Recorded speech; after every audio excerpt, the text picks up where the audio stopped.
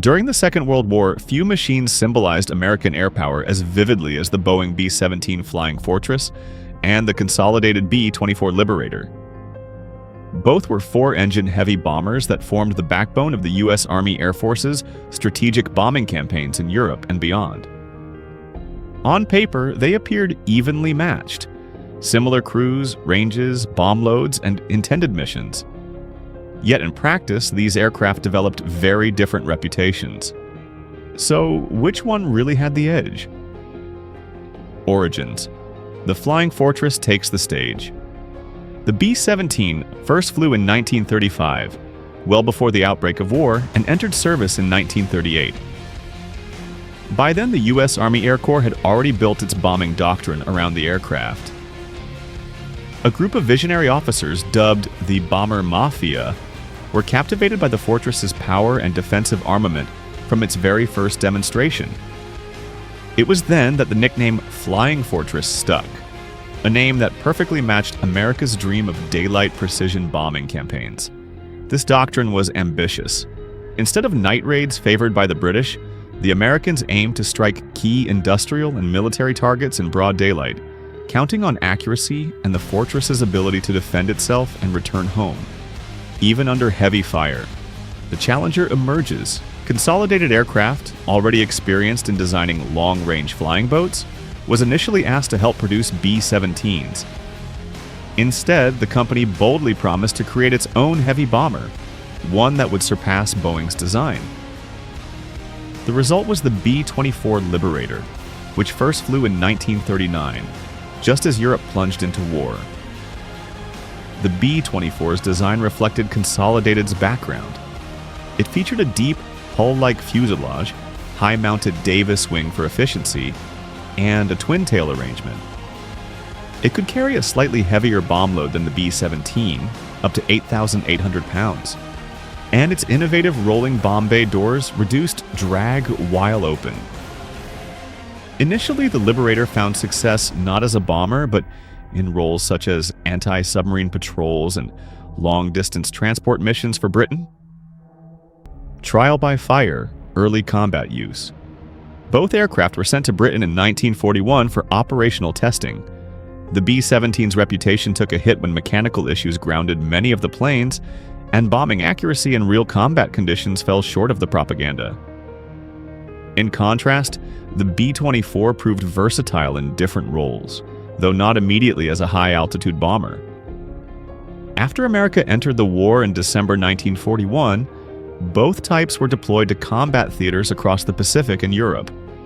Soon, they would be tested against the formidable defenses of Nazi Germany.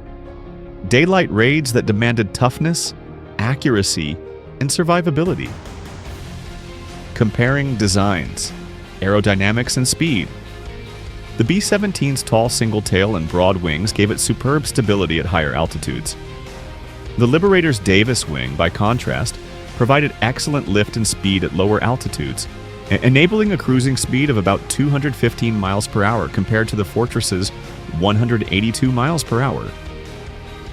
The B-24 also boasted a longer range, roughly 2,100 miles with a 5,000-pound bomb load, versus the B-17's 2,000 miles with 4,000 pounds.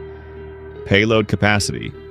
On paper, the Liberator could carry slightly more ordnance, both internally and externally. But its advantage narrowed in practice due to the Fortress's superior performance at high altitude, where precision strikes were often made. Durability. Here the B-17 gained its legendary status. Tales abound of Flying Fortresses limping home, riddled with flak, missing engines, or even large chunks of wing. The B-24, though rugged in its own way, had vulnerabilities. Its wing design placed stress on the fuselage during heavy landings, sometimes causing catastrophic collapses. In water ditchings, its large bomb bay doors allowed water to flood in quickly, often dooming the crew. The Fortress fared much better in such emergencies. Accuracy and firepower. Bombing accuracy was critical. Reports showed B-17 crews consistently placed more bombs near their targets than their B-24 counterparts. In late 1944, 38% of bombs dropped by B-17s fell within 1,000 feet of the target, compared to just 28% for B-24s. High-altitude capability gave the Fortress an edge in this regard. Defensive firepower also mattered. The B-17G carried up to 13.50 caliber machine guns, providing a near 360-degree field of fire. The B-24 carried 10, leaving some blind spots. Records bear out the difference. 8th Air Force B-17 shot down an enemy fighter for every 44 sorties, compared to 1 for every 87 sorties by B-24s. Loss rates numbers tell the story. Despite the Fortress's reputation for survivability, overall loss rates between the two bombers in Europe were nearly identical. The U.S. Army Air Forces lost 4,688 B-17s over 291,508 sorties, compared to 3,626 B-24s over 226,775 sorties. That equates to 1 aircraft lost for every 62 sorties, virtually the same. This underscores that while one aircraft may have been tougher in specific situations, both faced overwhelming dangers from flak and fighters in the skies of Europe. Comfort and handling. For the men inside, opinions varied. Pilots generally found the B-17 more forgiving and easier to handle, especially when flying in tight formations essential for mutual defense. The Liberator required more physical effort at higher altitudes, making long missions more exhausting. Space inside the bombers was also an issue. The B-17 was considered slightly roomier, while the B-24's navigator sat awkwardly between the bombardier and the nose wheel, making for a cramped and uncomfortable post. Tail gunners in the Fortress didn't have to crawl through narrow fuselage spaces to reach their stations, unlike their Liberator counterparts. Morale often reflected these experiences. In 1944, 92% of B-17 crews polled believed they had the best aircraft, compared to 76% of B-24 crews. The B-24's hidden weapon. If the B-17's advantage was combat durability, the B-24's hidden strength lay in production. Thanks to streamlined assembly techniques, including the use of huck rivets which reduced labor needs, the Liberator could be built faster than any bomber in history. At the massive Willow Run plant in Michigan, a new B-24 rolled off the line every hour at the peak of wartime production. In total, more than 18,400 Liberators were built, making it the most produced bomber of all time. The Fortress, by comparison, saw about 12,700 built. Sheer numbers gave the Allies the ability to sustain relentless bombing campaigns across multiple theaters. 909 and Witchcraft. Two legendary survivors highlight the legacy of both bombers. The B-17G 909 of the 91st Bomb Group flew 140 missions without losing a crew, a record in the 8th Air Force.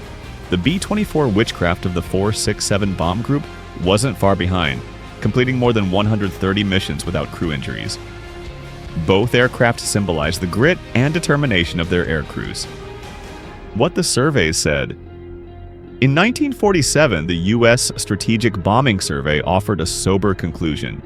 The B-17 was a more efficient combat aircraft than the B-24 from a viewpoint of bombing accuracy.